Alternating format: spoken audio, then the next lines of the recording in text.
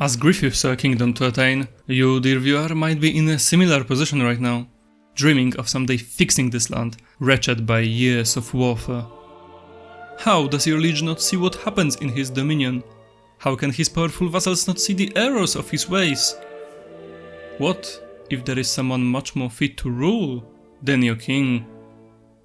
Mayhaps it is you, but before you reach for the throne yourself, you must first know the rules by which the throne handles its subjects, for it looks as if the throne empowers you to do anything you want, when in reality it is quite the opposite.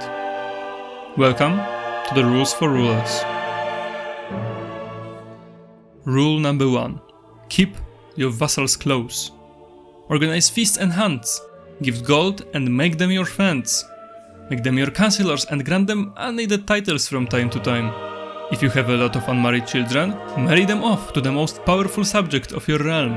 Every opportunity to heighten their opinion of you is worth considering, because tightening ties with your most powerful vassals is the key to a peaceful reign. But no reign is easy or simple. Danger always looms, and the rebellious actors always wait for an opportunity to strike. It is inevitable that at some point these granted vassals will reveal themselves and start a faction. If swaying them peacefully is no longer an option, there are other ways of ensuring their obedience. Rule number 2. If they won't like you, make them dread you. People that are scared of your fearsome reputation will rarely risk their neck for some rebellion. Murder, abduction, and imprisonment are alright as long as you hold the power and don't get caught. It's clearly too late for them to willingly accept you, so make an example of those that voice their concerns a little too loud. Information is now more valuable than money. Obtaining hooks, blackmailing, and warding children of your vassals ensures that they are significantly discouraged from directly opposing you. But nothing lasts forever.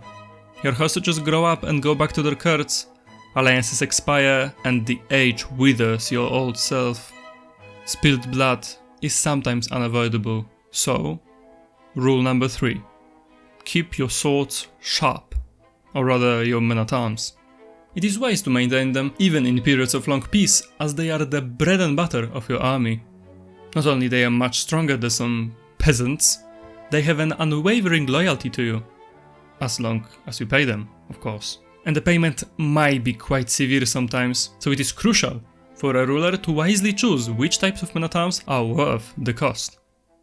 A big factor being terrain, because there's no point in recruiting horsemen if your realm is all hills and mountains. Another factor of importance is how specific types of soldiers counter each other. Keeping your army at least a little bit varied ensures their usefulness on the battlefield. Last but not least, knights.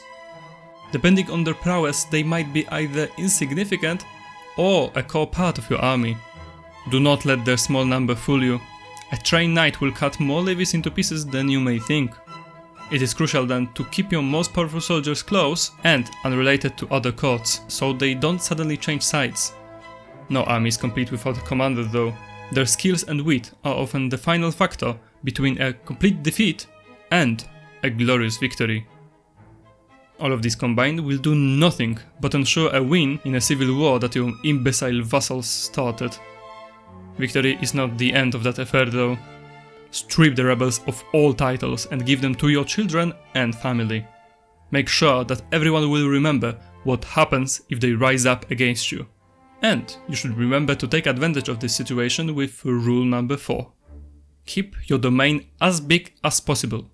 Always have your domain limit used in its entirety. After all, it is the most reliable and stable income you can get. And now that the realm is free of any bad actors, it is a good time to invest your money.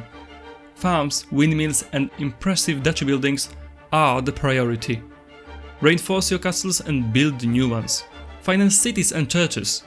When the investments do not seem beneficial anymore, hoard gold for worse times.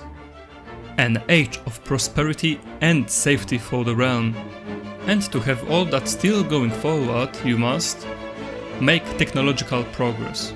Finance natural philosophy, build universities, give direction to your culture's fascinations. Educate yourself and your children. Don't neglect the importance of knowing things. Take interest in herbs and pilgrimages, especially if you are not a pious man. Thanks to all that effort, your farms will be more effective, garrisons will accommodate more men-at-arms, and levies will be more plentiful. New means of siege, succession and vassal contracts. That all just waits to be discovered. But it is not like the power struggle ended for good. Neighbors, powerful vassals and other influential dynasties might reach for what you've built. And there is the sole question: will you give it up or fight to the bitter end for what is righteously yours?